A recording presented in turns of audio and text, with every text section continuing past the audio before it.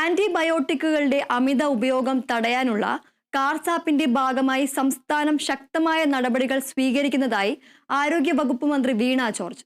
എല്ലാ ജില്ലകളിലും anti microbial പ്രതിരോധ ലാബുകൾ തുടങ്ങുമെന്നും ആരോഗ്യ വകുപ്പ് അറിയിച്ചു. മന്ത്രി വീണ ജോർജിന്റെ നേതൃത്വത്തിൽ AMR ഉന്നതതല യോഗം ചേർന്നു.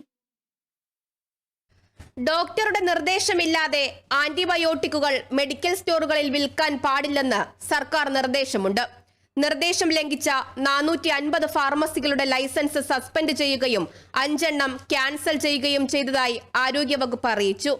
ആന്റി മൈക്രോബിയൽ പ്രതിരോധത്തിന്റെ ഭാഗമായി എല്ലാ ജില്ലകളിലും ലാബ് തുടങ്ങാനും തീരുമാനിച്ചു.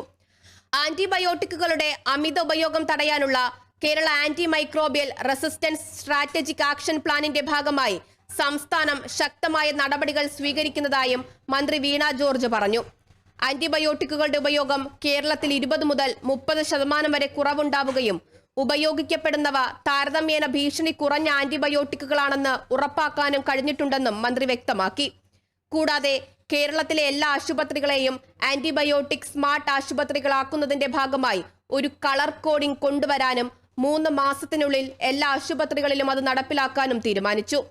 പാൽ, ഇറച്ചി, മീൻ എന്നിവയിൽ ആന്റിബയോട്ടിക് അവശിഷ്ടം കണ്ടെത്തുന്നതിനുള്ള പരിശോധനകളും ശക്തമാക്കും. കാലിത്തീറ്റകളിലെയും കോഴിത്തീറ്റകളിലെയും ആന്റിബയോട്ടിക്കുകളുടെ അളവ് കുറയ്ക്കാൻ സമഗ്രമായ നടപടി സ്വീകരിക്കാനും നിർദ്ദേശം നൽകി. ഈ വർഷം ഡിസംബറോടെ ആന്റിബയോട്ടിക് സാക്ഷരതയുള്ള സംസ്ഥാനമായി കേരളത്തെ മാറ്റുക എന്നതാണ് ലക്ഷ്യം.